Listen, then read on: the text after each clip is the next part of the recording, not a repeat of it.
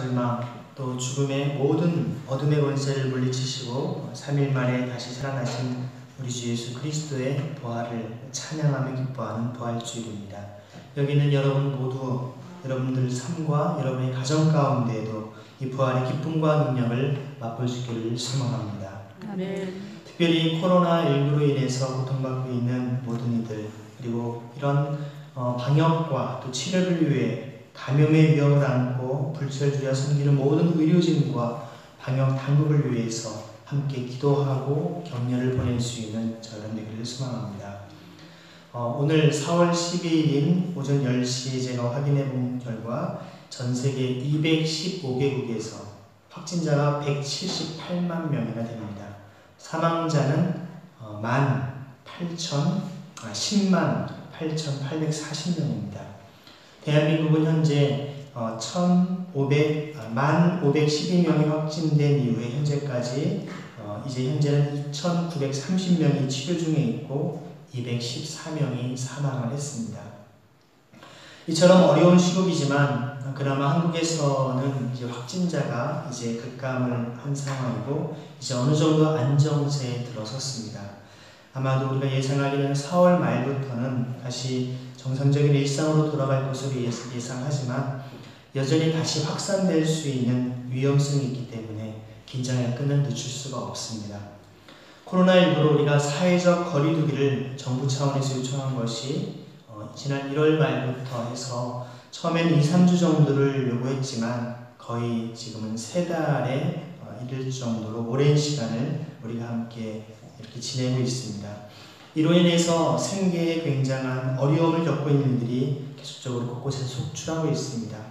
일용직으로 생계를 유지해야 되는 사람들, 또 소상공인들을 비롯해서 어려운 형편에서 월세와 임대료는 물론 자신의 가스 또 전기 요금까지도 부담스러울 정도로 힘에 겨운 서민들이 많이 있습니다.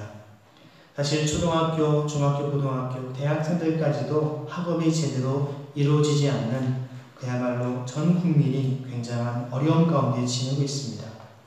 사실 고정적인 월급 생활을 하는 분들이라 할지라도 심리적인 압박감은 크게 다르지 않으리라 봅니다. 이제 어제와 그제 그리고 다음 주 수요일이 이제 선거를 치르는 그런 시기입니다. 정부와 지자체에서도 이런 선거를 통해서 새로운 일꾼을 뽑는 중요한 시기이지만 거기에만이 아닌 지금 전 국민을 향한 재난 기본소득과 같은 이런 긴급 생계 지원에도 박차를 가해야 할 때라고 생각이 됩니다. 무엇보다도 이런 기회를 통해서 전 국민에게 지속적으로 기본소득을 배분함으로 이 땅에 공평과 정의가 확산될 수 있는 세상을 만들어가는 중요한 첫발을 내딛는 기회가 되기를 소망합니다. 사실 이러한 어려운 시기와 달리 우리 주변을 돌아보면 여러분 개나리, 진달래, 또 민들레, 목련, 벚꽃 등이 아주 만발하게 피어 있습니다. 매년 그려왔듯이 이런 고난주간이 가장 세상에 아름다운 계절인 것을 보게 됩니다. 우리 교회 앞마당에도 왼편에 보시면 알라꽃이 아름다운 향기를 정말 바라면서 아름다운 봄에 이 자연의 선물들을 우리에게 주님께서 허락하셨는데 이런 것을 우리가 마음껏 누리지 못하는 그런 형편입니다. 아까 말씀드린 대로 우리나라는 지금 이런 코로나19가 어느 정도 이제 안정세에 접어들고 있지만 아직도 미국을 비롯한 유럽과 또 남미와 중동 등 전 세계의 이 코로나19 확산은 더 심각한 상황인 것을 보게 됩니다. 단순히 우리만 해결되면 된다라는 생각을 넘어서서 이제 하나님께서 창조하신 온 세상에 이런 회복과 치유를 위해서 함께 기도하고 또한 지혜를 모아야 할 때일 것입니다. 오늘 아침에 제가 뉴스를 살펴보니까 전 세계 가장 부호 중에 한 사람인 빌 게이츠가 전 세계적인 공동 대응에 대한 방안을 그가 요청한 것을 보게 됩니다. G20이라고 하는 전 세계 주요 20개국의 지도자들이 모이는 그런 회의를 앞두고 그가 이제 한 3가지 정도를 요청한 내용이 있습니다. 마스크라든지 장갑, 또 진단 키트와 같은 이런 구호 장비를 효율적으로 배분을 해야 된다는 것이죠. 사실 더 많은 돈을 주는 곳이 가로채는 일들도 지금 있지 않았습니까? 그리고 또한 코로나19 백신 연구 개발을 위해서 많은 기금을 전 국가 차원에서 함께 공동으로 투자할 것을 요청을 했고, 그리고 이런 백신이 개발된 다음에 이러한 생산이나 물류나 이런 투자 계획 등까지도 마련을 해야 된다라고 촉구를 합니다. 어찌 보면 여러분들의 어떤 우리 생각 속에서도 이런 어려울 때 우리나라가 이런 백신과 진단 키트들을 많이 수출해서 우리나라 돈을 많이 벌고 우리가 성공하면 되겠구나 라고 생각할지 모릅니다. 하지만 이제는 우리가 더 이상 우리 가족만, 우리끼리만, 우리나라만 이런 생각이 이제 통하지 않는 시대인 것을 여러분 잘 알 것입니다. 여러분, 코로나19 최근의 특징을 보면 청년보다는 노인에게, 여성보다는 남성에게 치명적입니다. 그리고 사회 경제적으로 더 빈곤한 사람들에게 악영향을 끼치고 있죠. 그나마 우리나라는 이런 의료보험 시스템이 정말 국가 차원에서 이루어지고 있기 때문에 이런 어려운 상황들을 극복하고 있지만, 민영화가 이루어진 미국을 비롯한 많은 나라들, 특히 이러한 의료시설이 열악한 국가들은 제대로 검사조차도 받지 못한 채 그냥 다 정말 죽음에 이르는 경우들을 많이 보지 않습니까? 이처럼 여러분, 이런 감염되는 전염병은, 바이러스는 국적을 가리지 않습니다. 그동안 많은 나라가 자국 내 확산 방지에만 집중을 해왔죠. 그래서 국경을 폐쇄하고 외국인들이 들어오지 않도록 하면 해결될 것이라고 했지만, 지금은 전 세계가 다 이런 어려움을 겪고 있지 않습니까? 말씀드린 대로 우리나라를 비롯한 선진국들이 다양한 어떤 선제적인 노력을 통해서 몇 달간 이제 코로나19 확산 속도를 늦추는 데 성공한다 할지라도 그것을 제대로 감당하지 못하는 다른 나라는 다시 이것이 더 크게 확산되고 수많은 사망자와 고통을 우리는 떠안게 될 것입니다. 역으로 정말 부메랑으로 다시금 우리에게 돌아와서 그런 어려움들을 겪지 않겠습니까? 세계 어느 한 곳이 다른 지역을 다시 감염시키는 것은 시간 문제에 불과하다는 것입니다. 그래서 이제는 전 세계적인 공동 대응을 함께 하면서 이 바이러스와 싸워 나갈 때라는 것입니다. 그래서 모든 각국의 지도자라든지 또 재계하는 또 경제 중요한 정책을 결정하는 사람들은 세계 가장 가난한 사람들의 질병 퇴치를 위해서 더 적극적으로 힘을 써야 할 것입니다. 이런 계기를 통해서 우리 온 인류가 모두가 하나의 공동체인 것을 분명히 자각해야 할 것입니다. 이런 상황 속에서 오늘 성경 말씀을 보면 사울이 회심하는 중요한 사건을 우리에게 보여줍니다. 이 8장까지의 장면을 보면 사울의 이런 박해를 통해서 너무나 많은 크리스찬들이 어려움과 고통을 당하고 있는 그런 장면들이 묘사되어 있는데요. 오히려 그런 상황을 통해서 사도행전 1장 8절의 약속의 말씀, 너희가 성령이 너희에게 임하시면 너희가 권능을 받고 예루살렘과 온 유대와 사마리아 땅끝까지 이르러 내 증인이 된다라고 주님 말씀하셨는데, 바로 8장 1절에서 바로 바울을 중심으로 한 그 박해를 통해서 주님의 말씀이 그대로 성취되는 것을 보게 됩니다. 여러 차례 말씀드린 대로 그들이 성령 충만하여서 세계로 나가지 않았습니다. 그들이 성령 충만해서 예루살렘, 온 유대, 사마리아로 흩어지지 않았습니다. 오히려 그들은 더 여기가 좋사오니라고 하는 베드로의 고백처럼 성령 충만을 경험한 그 초대교회 공동체들이 더 날마다 같이 모여서 기뻐하고 예배하고 했지만, 그들은 주님이 주신 중요한 사명, 땅끝까지 이르러 주의 복음을 전하라는 사명을 감당하지 못했던 것입니다. 우리가 신앙이 좋고 믿음이 좋고 서로 열심히 모일 게 다 좋죠. 다른 곳에 가고 싶지 않아요. 그냥 그 공동체가 좋고 늘 함께 있고 싶어 합니다. 하지만 여러분, 하나님의 역사는 오히려 순교와 박해를 통해서, 수많은 고난을 통해서 오히려 하나님의 역사가 이루어지는 것을 보지 않습니까? 그래서 일찍이 테르툴리아누스라고 하는 초대 알렉산드리아 교부도 이야기하기를 순교는 교회의 씨앗이다 라고 표현을 하기도 했습니다. 여러분, 교회가 성장하고 교회가 하나님의 나라가 확장되는 것은 많은 돈과 프로그램과 여러 가지 어떤 많은 사람을 통해 이루어지는 것이 아니라 한 사람의 피 흘림, 순교와 박해를 통해서 그 일들이 이루어진다는 것을 성경은 우리에게 보여주고 있지 않습니까?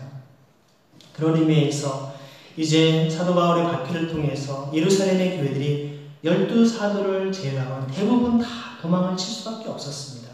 안디옥 교회를 비롯해서 곳곳에 사람들이 터졌는데 그 중에 빌립이라고 하는 이제 7 소위 집사라고 불리는 중에 한 분이 그곳의 사마리아 성에서 복음을 전한 이야기가 나오지 않습니까? 거기에서 놀라운 기적과 능력을 행하면서 정말 천국 복음과 예수 그리스도의 기쁜 소식을 증거하는 삶을 살았던 것입니다. 그렇게 귀한 삶을 감당하는데 주님께서는 오히려 빌립을 남쪽으로 가라. 오늘날 가사지구라고 하는 곳으로 주님이 갑자기 가라고 하시죠. 사역을 성공적으로 잘하고 있는 사람에게 더 많은 사람들의 필요와 요청이 있을 텐데도 불구하고 거길 떠나라고 말씀하십니다. 우리가 보통 성공과 많은 뭔가 화려한 사람들의 찬사가 있을 때 대부분 거기에 눌러앉기를 원합니다. 더 큰 권력과 명예와 뭔가 힘을 얻기를 사람들은 기대합니다. 하지만 주님께서 오병이어의 기적 이후에도 그러셨던 것처럼 또 주님께서 실제로 성령의 인도하심 가운데 빌립을 비롯한 하나님의 사람들에게 말씀하시는 대로 끊임없이 더 오히려 좁은 길로 더 주의 복음이 필요한 곳으로 고통과 아픔의 현장으로 우리를 몰아가신 것을 보게 됩니다. 여러분 인생은 어떠한 곳을 향해 나아가고 있습니까? 마치 아담과 하와가 동산 중앙에 화려하고 먹음직하고 보암직한 것을 향하여 나아가는 인생처럼 뭔가 세상의 중심으로 사람들의 찬사와 화려함을 향하여 여러분은 살아가고 있습니까? 아니면 사람들이 가지 않는 곳, 낮은 곳으로 또 가난과 고통이 있는 그곳으로 여러분 발걸음을 향하고 있습니까? 성령 하나님께서는 이 땅의 고통과 아픔 속에 있는 사람들을 향하여 그 걸음으로 나아가기를 간절히 원하고 있음을 깨달을 줄로 믿습니다. 그런 상황 속에서 이제 하나님께서는 이러한 빌립을 통해 결국 가자지구로 가는 그 동안에 바로 에디오피아 내시를 만나게 하시고 그가 그 순간 바로 이사야 말씀을 읽으면서 그 어린 양이 도대체 누구인지, 고난받는 어린양이 누구인지를 물어보게 되고 바로 그 말씀을 비롯해서 결국 예수 그리스도의 복음을 증거하고 그가 그곳에서 세례를 받는 놀라운 이야기가 기록이 된 것입니다. 그리고 나서 또 주님께서는 거기에 머물지 않고 다시금 8장 40절에 보면 성령 하나님께서 빌립을 아소도에 나타나서 돌아다니면서 여러 복음을 전거할 수 있도록 마침내 가이사라까지 이르도록 인도하신 것을 보게 됩니다. 예루살렘과 온 유대와 사마리아 그리고 이제는 땅끝까지 이르러 주의 복음을 전하는 사명을 감당한 일꾼이 소개가 됩니다. 그 사람은 바로 12사도도 혹은 7명의 집사로 세운 분 중에 한 분도 아닌 오히려 그들을 박해하고 그들을 고통으로 내몰았던 그들을 다 감옥에다 잡아들였던 바울이라는 청년이 오늘 말씀에 등장합니다. 이제 9장부터는 이제 사도 바울이 사도행전의 중심 인물로 부각이 됩니다. 사실 이 사도 중에 위대한 사도 어찌 보면 우리가 예수님의 12제자 가운데 가장 수제자라고 불리는 베드로에 대한 이야기가 9장과 10장에 잠시 나옵니다. 그 다음에는 주로 전반적으로는 바울의 이야기가 나오지 않습니까? 사실 바울은 단순히 이곳에 등장하는 것만이 아니라 우리가 읽고 있는 신약 성경의 정말 절반에 가까운 모든 서신서들을 친히 다 그가 쓴 인물이기도 합니다. 오늘날 우리에게 하나님을 만나는데 너무나 중요한 역할을 감당한 하나님의 통로로 쓰임받은 사람이었죠. 이전에 사울이 어떠한 삶을 살았는지에 대해서 물론 여기도 나오지만 성경 곳곳을 살펴보면 그가 어떠한 사람인지가 잘 소개되어 있습니다. 그는 사실 예수님을 만나기 전에는 아주 엄격한 바리새파 유대주의에서 자란 사람이었습니다. 율법으로 치면 전혀 흠이 없는 사람이었습니다. 자기 스스로를 유대인 중에 유대인이다 라고 얘기했죠. 나면서부터 할례를 받은 사람이었고요. 그리고 그는 율법을 그대로 지키는 집안 출신이었습니다. 그가 태어나 자란 곳은 바로 다소라고 하는 지역이었습니다. 타수스라고 하는 오늘날 그 지명에서 자랐다라고 하는 것은 그 당시 헬라의 문화라든지 철학에 익숙했던 지역이었습니다. 게다가 그는 헬라어를 바로 모국어로 하는 환경에서 살았다는 것입니다. 오늘 우리가 이제 전해주고 있는 신약 성경의 원문이 바로 헬라어로 기록이 되어 있는데요. 그러니까 헬라어로 신약 성경을 다 기록하지 않았습니까? 그럼에도 불구하고 그는 사실 유대교의 전통과 또 율법에 정통한 히브리인 중에 히브리인이라고 성경은 소개를 하고 있습니다. 히브리 문화 안에서 히브리어를 모국어로 사용한 사람이기도 합니다. 마치 제외 우리 국민들이 해외에서 살고 있지만 그냥 그 가정에서는 우리 한국어를 그대로 모국어로 사용하는 것 같은 그런 상황이었겠죠. 태어나면서부터 그는 그 당시 많은 사람들이 선망의 대상이었던 바로 로마 시민권을 가지고 있었던 사람이었습니다. 로마의 모든 정치와 법 체계를 잘 아는 사람이었다는 것이죠. 그뿐만 아니라 당시 유대교의 석학으로 존경받았던 유대교 학파의 쌍벽을 이루었던 힐렐 학파의 수장격인 랍비 가말리알의 문화에서 수학한 제자였습니다. 그러니까 그는 지성인의 자격을 완벽히 갖춘 그 당시 최고의 엘리트였다라는 것이죠. 다수의 엘리트 지성인들에게는 보통 행동이 약한 것이 사실입니다. 머리는 뛰어나고 판단력은 되게 빠르지만 비판력도 있지만 되게 지성인들은 결정적인 순간에 용기 있게 행동하는 데는 잘 나서지 않습니다. 그런 게 보통 지성인들의 약점이죠. 왜냐하면 그런 경우에 대부분의 지성인들은 자신이 가진 것이 많다 보니까 그런 것을 잃을까, 또 사람들로부터 이미 누려온 명예나 이런 신망을 잃어버릴까 그들은 굉장히 조심해야 하는 것이 보통입니다. 하지만 사울은 그런 면에서 굉장히 독특한 스타일의 사람입니다. 자신이 옳다라고 생각하는 것에 목숨을 걸 줄 아는 아주 행동하는 지성인이었습니다. 누가 시켜서 강압적으로 요구해서 한 것도 아니었습니다. 대제사장이 자신을 불러서 예수 믿는 자들을 잡아오라고 요청한 것도 아니었습니다.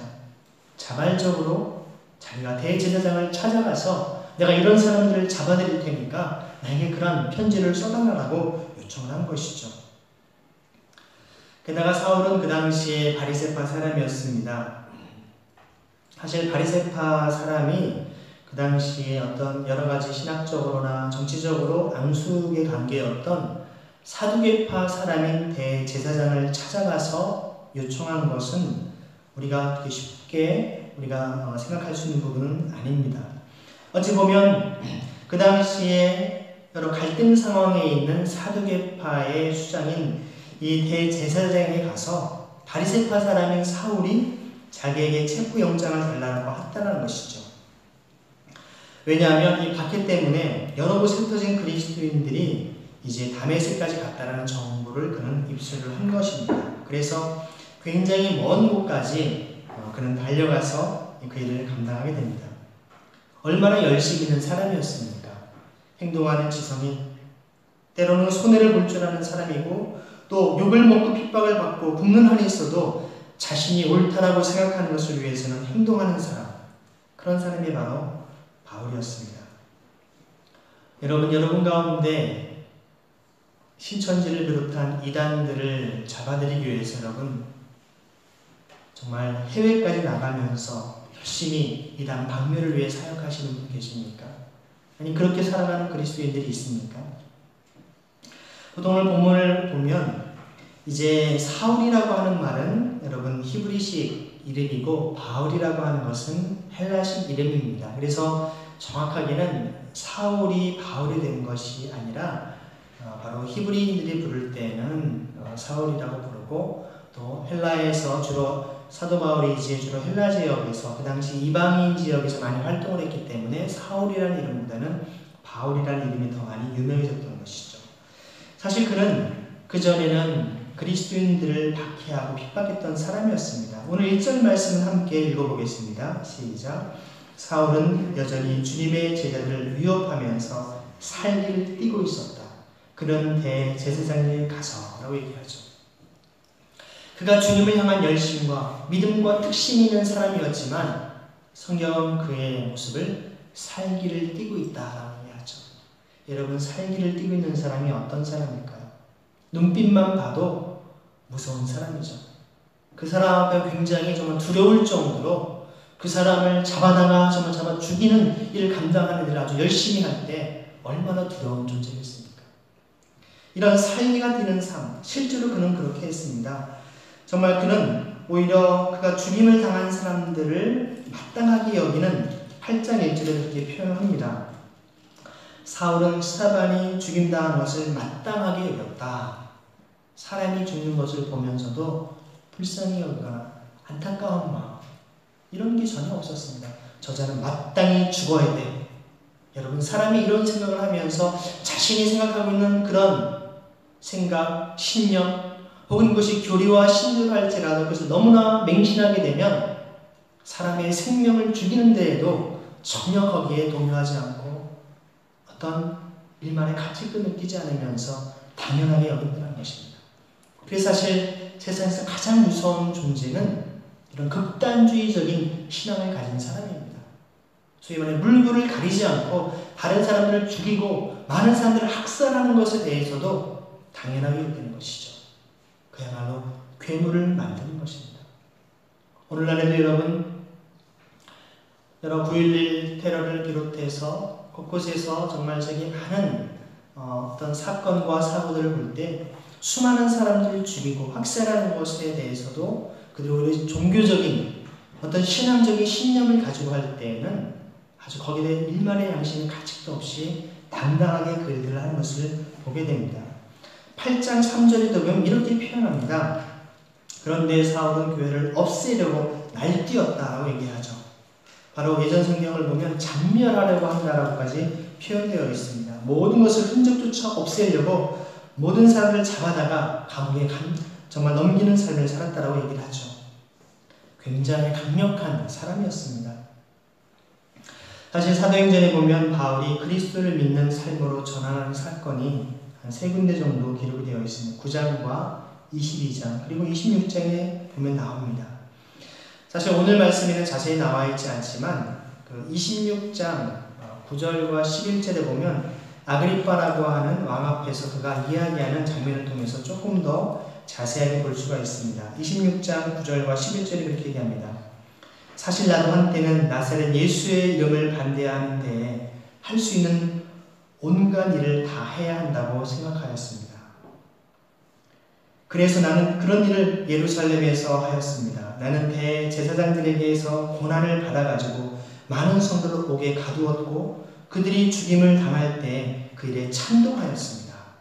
그리고 회당마다 찾아가서 여러 번 그들을 형벌하면서 강제로 신앙을 부인하게 하려고 하였습니다. 나는 그들에 대한 분노가 극도에 다다랐으므로 심지어 외국의 여러 도시에까지 박해의 손을 뻗쳤습니다. 이게 바로 사도 바울 스스로가 왕 앞에서 자기가 무슨 일을 한지를 구체적으로 변론을 하고 있는 장면에서 고백하고 있는 내용입니다.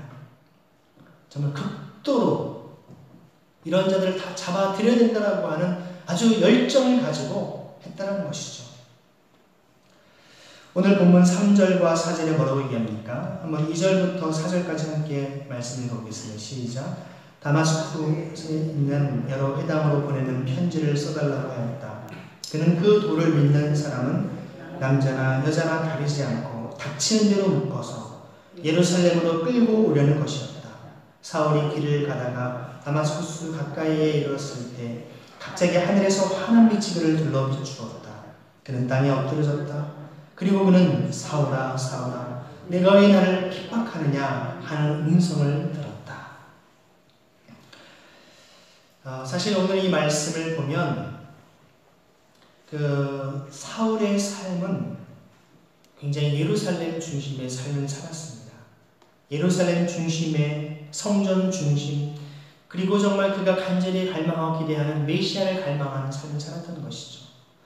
정말 그런 로마 식민지 상황 속에 있는 그 민족의 유일한 소망은 유대인들이 그토록 기다리는 메시아가 이 땅에 오셔서 그들을 자유케 하고 그들을 온전케 하심을 그는 확신했던 사람이었습니다. 그런데 어떻게 나무의 십자가의 처형을 당해 저런 하나님의 저주를 받은 사람을 가리켜서 이스라엘 백성들이 갈망하는 메시아다, 그리스도라고 말할 수 있냐는 것이죠. 이런 이단자들을 도저히 그는 눈뜨고 볼 수가 없었던 것입니다. 그래서 예수를 그리스도로 고백하는 자들을 잡아들이기 위해서 땅 끝까지 나아가는 삶을 살았던 것입니다. 그래서 그들을 잡아다가 예루살렘으로 데려오거나 죽이고 하는 일들을 감당했던 것이죠. 하지만 하나님께서는 우리 예루살렘과 온 유대와 사마리아 땅 끝까지 이르러 내 증인이 되리라 하는 이 말씀을 바로 전 세계를 돌아다니며 다시 예루살렘으로 잡아들이려고 했었던 그 바울을 사용하시는 놀라운 면을 우리는 보게 됩니다. 특별히 사실 모든 사람이 이 다메섹 사건처럼 정말 놀라운 그런 변화의 경험들을 하는 것은 아닙니다. 모든 그리스도인들이 이처럼 갑자기 회심 체험을 분명히 하는 경우들이 많지는 않습니다. 어찌 보면 사도 바울과 같은 바울형의 회심이 있다고 한다면 오히려 어머니 외종으로부터 신앙의 어떤 연수를 쭉 이어갔고 어려서부터 또한 좋은 신앙의 훈련을 받은 디모데와 같은 디모데 형도 있을 수 있습니다. 여러분은 어떠한 신앙의 유형이십니까? 대부분은 우리는 한국교회 3대, 4대 혹은 그 이상의 신앙의 어떤 믿음을 유전받은 물려받은 이런 디모데형, 소위 모태신앙으로 신앙을 한 분들이 많이 있을 것입니다. 그런 분들은 대부분 그냥 어려서부터 늘 신앙생활을 해왔기 때문에 모든 것이 당연하고 자연스러운 경우이지만 자기가 믿고 있는 것에 대해 확신하고 분명한 어떤 것에 대한 도전을 갖기는 쉽지 않은 경우를 보게 됩니다. 아무튼 어떤 신앙이 더 좋다 나쁘다 이런 단순한 어떤 판단의 기준이라기보다는 문제는 어린 시절로부터 하나님을 예배하고 또 주님의 은혜 가운데 거하는 경험을 하지 못하다 보면 실제로 본인이 커서 자녀를 혹은 다른 사람을 돕고 섬기는 데 있어서 저때 어떤 고민과 어려움이 있는지를 제대로 돕지 못하는 그런 한계가 있는 것은 분명합니다. 하지만 주님께서 어려서부터 우리에게 신앙생활을 하게 하신 것이 있다면 감사하고 또 주님께 그 놀라운 은혜와 사랑을 고백하는 마음이어야겠지만 혹은 어린 시절에 주님을 만나지 못한다 할지라도 우리가 나중에 다시 주님을 만난 이후에 그때 그 어린 시절까지도 다시 치료하시고 회복시켜 주시는 성령 하나님을 의지할 수 있는 여러분에게를 소망합니다. 사실 어느 커뮤니케이션 학과의 교수님이신 한 분이 쓴 책이 회복 탄력성이라는 책이 있습니다. 그분의 책을 읽어보면 세상에서 굉장히 성공한 사람들 또 성공이라고 하는 것이 꼭 많은 돈과 명예와 이런 것이라기보다는 자기 인생에 대해서 만족하고 기뻐하는 삶을 산 사람들의 공통점을 보면 아주 어린 시절에 회복 탄력성이 아주 뛰어난 사람이라는 것을 얘기합니다. 그 회복 탄력성의 기준이 뭐냐면 보통 5살 미만의 아주 어린 시절에 무조건적인 사랑과 어떤 격려와 어떤 위로를 받은 아이들에게 나타나는 것이다라고 얘기를 합니다. 그것이 부모일 수도 있고 또 할아버지 할머니일 수도 있고 가족 중 누구에게인가 아주 어린 시절에 깊은 신뢰와 사랑을 우리가 정말 무조건적으로 받았을 때 그 사람의 인생 가운데 아무리 어려운 것이 있다 할지라도 다시금 회복하고 다시금 튀어오를 수 있는 삶을 살아간다는 것이죠. 여러분 농구공이나 축구공을 보십시오. 땅땅하게 바람이 차 있으면 툭툭 쳐도 툭툭 튀어오릅니다. 어려움을 만나도 다시금 정말 일어설 수 있는 그런 힘이 생기지만 바람이 다 빠져있고 이것이 제대로 정말 그 탄탄하지 않으면 결국 탄력성이 없는 것처럼 어린 시절에 충분한 사랑과 은혜를 경험하지 못하면 다시금 세상의 어려움 속에서 그것을 극복하고 회복할 수 있는 능력들이 상대적으로 적다라는 것입니다. 그럼 이런 얘기를 하게 되면 나는 어린 시절에 그런 사랑과 은혜를 잊지 못했는데 그럼 하나님은 왜 나에게 그런 인생을 주셨어? 라고 원망할 것이 아니라 여러분 그런 어린 시절의 고통과 아픔의 시절마저도 여러분 우리 안에 거하시는 성령 하나님께서 시간과 공간을 초월하여 그 어린 시절의 아픔과 서러움과 그 고독했던 순간마저도 치유하시고 회복하시는 분이심을 믿으시기를 바랍니다. 성령 하나님께서는 여러분을 고치시기를 원하십니다. 여러분의 상한 심령과 아픔을 만지기를 원하십니다. 여러분 만약에 냉장고에 상한 음식이 있는데 그래서 계속 그러면 어떻게 될까요? 그 음식만이 아니라 다른 음식까지도 다 같이 퍼지게 됩니다. 우리 심령 가운데 상한 심령으로 냄새나고 우리를 병들게 하는 것이 있는데 그것을 토해내지 않고 뽑아내지 않고 그냥 계속되면 어떻게 될까요? 우리 온 몸이 아프고 우리 온 영이 온 정신이 다 무너질 수밖에 없다는 것입니다. 우리가 매주마다 주님 앞에 나와 예배하고 기도하고 고백할 때 수고하고 무거운 짐진 자들아 다 내게로 오라 내가 너를 쉬게 하리라. 주께서 기뻐하신 제사는 상한 심령 상한 제사라고 말씀하지 않습니까? 여러분 속에 있는 모든 온갖 더러움과 또 냄새나고 추악하고 상한 모든 것들을 주님 앞에 토해낼 수 있는 그런 삶이 되기를 소망합니다. 어찌 보면 사도 바울이 열심으로 주님을 향해 살아왔지만 그 인생 가운데는 다른 사람의 생명, 다른 사람의 아픔과 고통을 깊이 있게 공감하는 함께 아파하는 그런 마음들은 잊지 못했던 것을 보게 됩니다.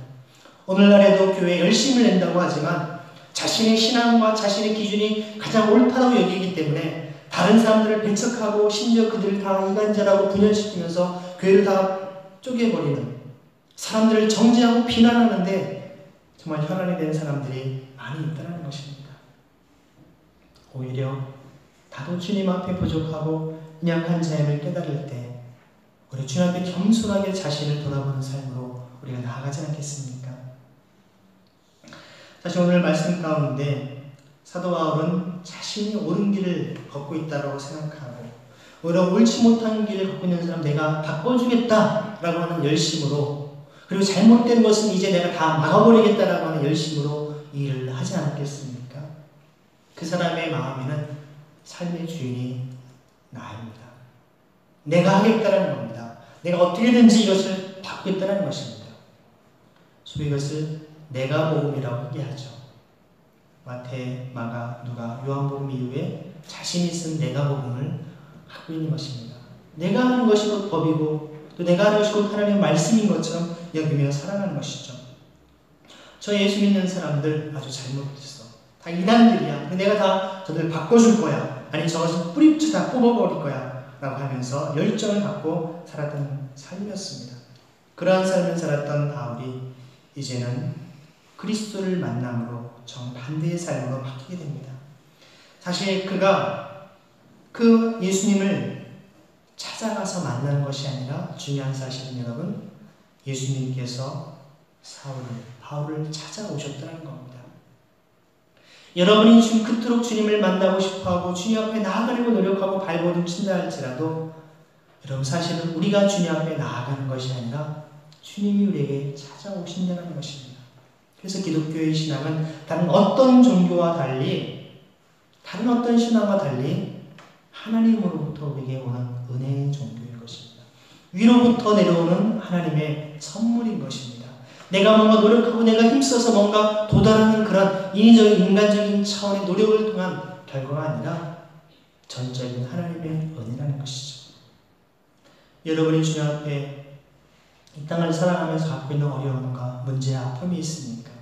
아까 말씀드렸던 여러분의 삶 속에 있는 상처와 고통, 씻을 수 없는 정말 이것을 돌이킬 수 없는 어려움과 고통의 순간과 아픔들이 있습니까? 주님께서는 그것마저도 주님께서 그것을 고치길 원하시고 회복하길 원하시는데 중요한 것은 여러분이 그것을 회복하고 고치길 원하는 마음보다 여러분 안에 거하시는 성령 하나님의 마음의 열정이 더 크다는 사실을 믿으십니까? 주님은 여러분의 삶을 변화시키길 원하십니다. 여러분 속에 있는 심령의 독소와 고통과 상한 심령을 다 드러내길 원하시고 정말 하나님의 뜻대로 살아가는 하나님이 기뻐하시는 것이 무엇인지를 온전히 주님은 깨닫기를 원하십니다. 오늘 말씀 가운데 보면 자아가 강할수록 오히려 강할수록 더 쉽게 부러지는 것을 보지 않습니까? 사실 자신의 고집이 강하다 보니까 주님께서 웬만큼 역사하셔서는 그가 변화되기 쉽지 않았던 것을 보게 됩니다. 이런 사울 같은 인물은 그 자리에 정말 고꾸라지고 눈이 멀고 이런 주님의 음성을 직접 들려주지 않고서는 주님을 만나지 못하는 아주 강한 신념의 사람이었던 것입니다. 도대체 이게 무슨 사건인가? 그 이후에도 아나니아라는 사람을 통해서 분명한 하나님의 음성을 듣지 않고서는 그가 회심할 수 없는 사람이었다는 것이죠. 그렇다면 여러분, 여기 계신 여러분들이 오히려 이런 바울처럼 특별한 회심 체험이 없이 나는 뭐지가 아니라 이런 어려서부터 여러분의 순전한 믿음으로 오늘 이 자리까지 있는 것이 더 큰 하나님의 은혜인 줄을 믿으시기를 바랍니다. 옆에 있는 분에게 당신의 믿음은 놀라운 하나님의 은혜입니다 말씀하셨습니다.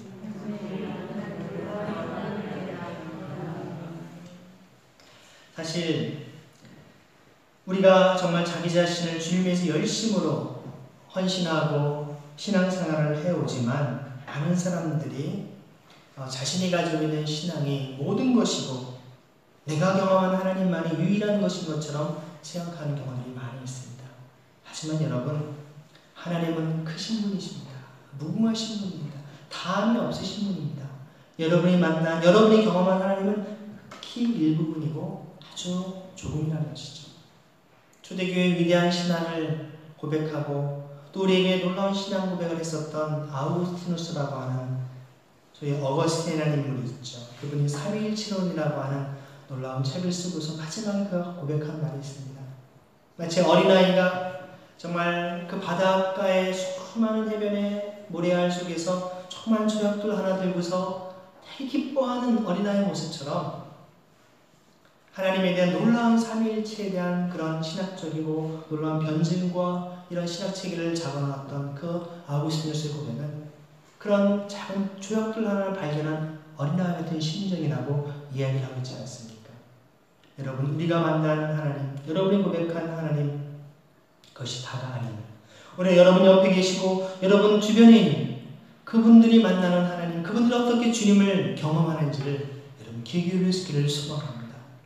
내가 만난 하나님을 증거하는 것만이 아니라 하나님께서 그 사람의 손길 속에 어떻게 역사하시고 어떻게 인도하시는지를 여러분 듣기를 원합니다. 오히려 그분들이 여러분에게 삶을 얘기하고 나눔을 통해서 지금 보니까 정말 형제님의 삶 속에 하나님께서 놀라운 은혜로 함께 하셨네요. 자매님의 얘기를 들어보니까 교회를 안 다니셨고 신앙이 없으셨지만 그게 하나님의 은혜고 부르시는 순간이었네요.